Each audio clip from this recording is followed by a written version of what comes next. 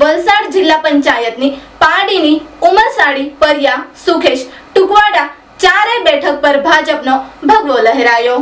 પારડી તાલુકામાં જિલ્લા પંચાયત કુલ 4 માંથી 4 બેઠક પર ભાજપે કબજો કરી કોંગ્રેસ, આપ અને અપક્ષના સુપડા સાફ કરી દીધા।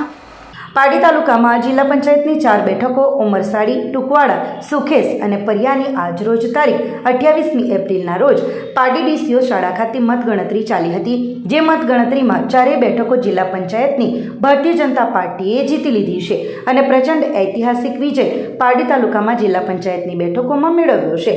અહીં ચૂંટણી અધિકારી એવા વાપી મહાનગરપાલિકાના ડેપ્યુટી કમિશનર મામલતદાર કિરણસિંહ રાણા અને ટીડીઓની ઉપસ્થિતિમાં જિલ્લા પંચાયતની 4 બેઠકો માટે મતગણતરી શરૂ કરવામાં આવી હતી। જેમાં પરિયા જિલ્લા પંચાયત સીટમાંથી ભારતીય જનતા પાર્ટીના ઉમેદવાર અદિતિબેન અંકિત પટેલનો ભવ્ય વિજય થયો છે, જ્યારે ઉમરસાડી 34 નંબરની બેઠક ઉપર ભાજપના ઉમેદવાર પ્રજ્ઞેશ પટેલ 12,000 જેટલા મતોથી વિજેતા થયા હતા, જ્યારે પારડીના ટુકવાડા જિલ્લા પંચાયતની બેઠક પર ભાજપના ઉમેદવાર સોનલબેન રવિન્દ્રભાઈ પટેલ અંદાજિત 11,000 જેટલા મતોથી વિજેતા બન્યા હતા, જ્યારે સુખેશ જિલ્લા પંચાયતની બેઠક પર ભારતીય જનતા પાર્ટીના ઉમેદવાર નરેશભાઈ નવીનભાઈ પટેલનો ભવ્ય વિજય થયો છે।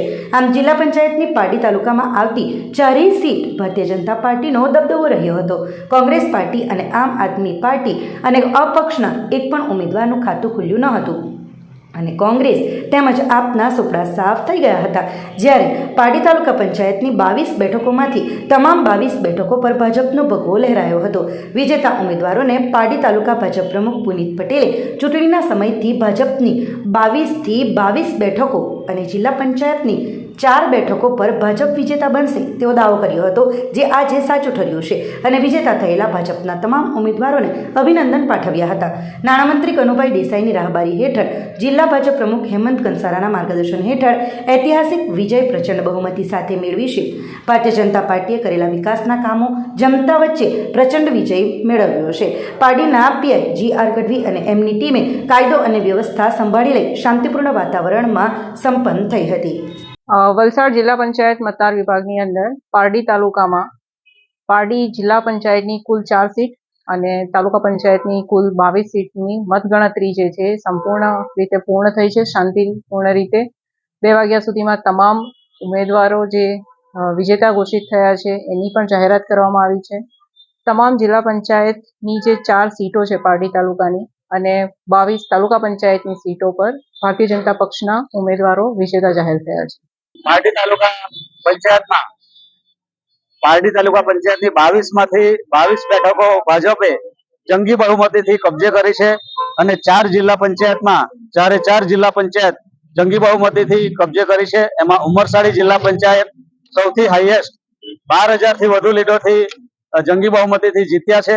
એટલે સૌ ભાજપના કાર્યકર્તા મિત્રો તથા જે માનનીય મંત્રી શ્રી કનુભાઈ દેસાઈ સાહેબે જે આપણા વિસ્તારમાં વિકાસના કામો કરેલા હતા અને જે પ્રધાનમંત્રી શ્રી મોદીજીની યોજનાઓ છે તેને ફરીવાર કાર્યકર્તા અને મતદારોએ સ્વીકારી છે અને કોંગ્રેસના સુપડા સાફ અને આપ પણ કોઈ જગ્યાએ દેખાયું નહીં, ક્લીન સ્વીપ થઈ છે પારડી તાલુકાની। આ કાર્યકર્તાઓની ભવ્ય વિજય છે।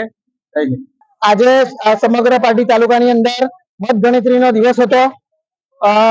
બધી અમારી પારડી તાલુકાની 22 સીટ ભારતીય જનતા પાર્ટીએ કબજે કરી છે અને જિલ્લા પંચાયતની 4 સીટોની અમે કબજે કરી છે અને એમાં સૌથી વધારે જો જીતનાર હોય તો અમારી આ ઉમરસાડી સીટથી એમને મને ભવ્ય વિજય અપાવ્યો છે।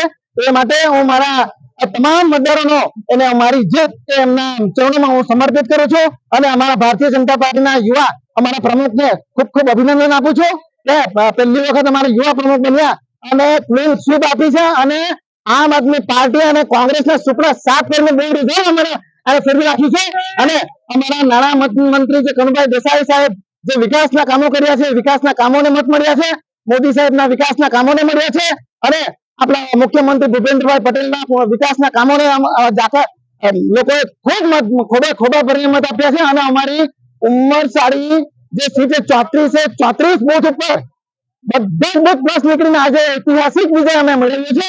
એ માટે અમારી તમામ જનતાનો ખૂબ ખૂબ આભાર માનું છું અને ખૂબ તમામ સરપંચો જે પારડી તાલુકાના સરપંચો છે એમની પહેલાથી ખૂબ મહેનત હતી અને હું આ જે પ્રચંડ એમને જે જીત મળી છે એ તમામ અમારા પારડી તાલુકાના સરપંચોનો પણ શ્રેય છે એમાં અને અમે તમામ પાર્ટી તાલુકાના સરપંચોને ખૂબ ખૂબ અભિનંદન આપું છું. હું ટુકવાડા જિલ્લા પંચાયત પરથી 11,000 મતોની લીડોથી જીત્યું છું એ માટે સૌનો ધન્યવાદ. Thank you.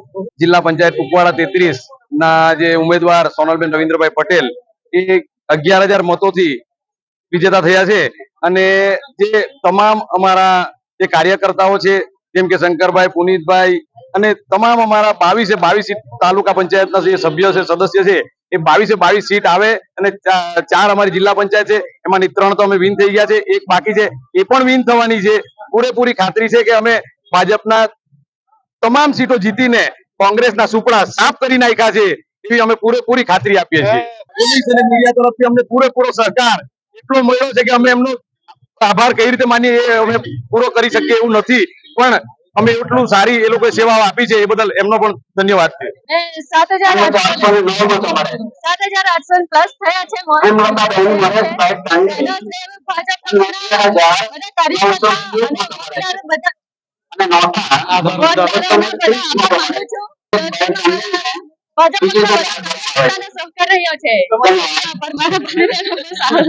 અમારા ભારતીય જનતા પાર્ટીના પ્રમુખ અને કાર્યકર્તાઓ અને અમારા નાણામંત્રી શ્રી કનુભાઈ દેસાઈનો વિકાસ એ એમના ફાળે જાય છે. ખુશીનો માહોલ છે. સારું લાગે છે. લોકોની સેવા કરી શકું આગળ વધીને. પરિયા જિલ્લા પંચાયતની જે સામાન્ય ચૂંટણી હતી એમાં ભારતીય જનતા પાર્ટીના ઉમેદવાર મારા ધર્મપત્ની શ્રીમતી હવેલીબેન પટેલ જેમણે 7,812 વોટથી લીડથી અમે આ પરિયા જિલ્લા પંચાયત બેઠક જીતી છે અને આમાં સમાવેશ તમામ મતદાર ભાઈઓ બહેનો તથા ભારતીય જનતા પાર્ટીના કર્મઠ કાર્યકર્તાઓનો ખૂબ ખૂબ આભાર માનીએ છીએ અને આવનારા સમયમાં 25 પરિયા જિલ્લા પંચાયતના જે પણ ગામોમાં વિકાસના કામો કરીશું અને ભારતીય જનતા પાર્ટી સાથે હંમેશા અમારો નાતો રહ્યો છે એ બદલ ભારતીય જનતા પાર્ટીના કાર્યકર્તાઓનો ખૂબ ખૂબ આભાર માનું છું. ગોયમા ગામના કાર્યકર્તા જેઓ અમારા શૈલેષભાઈ, બ્રિજેશભાઈ, પ્રદેશભાઈ તેમજ એમની પૂરી ટીમ જિલ્લા પંચાયતમાં 1163 વોટની લીડ મળી છે અને એમનો અમે ગોયમા ગામના ગ્રામજનો તેમજ મતદાર ભાઈઓ બહેનોનો ખૂબ ખૂબ આભાર માનીએ છીએ. જોકે ભાજપના જે તાલુકા ભાજપ પ્રમુખ અને ઉંબરસાડી બેઠકના પ્રજ્ઞેશભાઈ આગળથી જ કીધું હતું કે 22 માંથી 22 બેઠકો મળશું અને જિલ્લા પંચાયતની 4 બેઠકો કબજે કરશું. ત્યારે એ લોકો જે બોલેલો અને તે પ્રમાણે જજમેન્ટ હતો એ લોકોનો એક્ઝેક્ટ પણ તે પણ સાચો પડ્યો છે. ત્યારે આજે એ લોકો કનુભાઈ જે નાણામંત્રી છે એના વિકાસના કામોનો લઈને ભાજપને આજે ખોબે વોટ આપ્યા છે અને તેઓ વિજેતા બન્યા છે. ત્યારે આવનાર દિવસોમાં હવે કોને શું પદ આપે તે જોવાનું છે. પાર્ટીથી અમૃત પટેલ, સંકલ્પ. આપણી સંકલ્પ ન્યૂઝ ચેનલને સબસ્ક્રાઇબ અને લાઇક કરો, બેલ આઇકન દબાવો જેથી આવનાર ન્યૂઝ અપડેટ્સની નોટિફિકેશન આપના મોબાઈલ પર સૌથી પહેલા પહોંચે. Like, subscribe and share the video.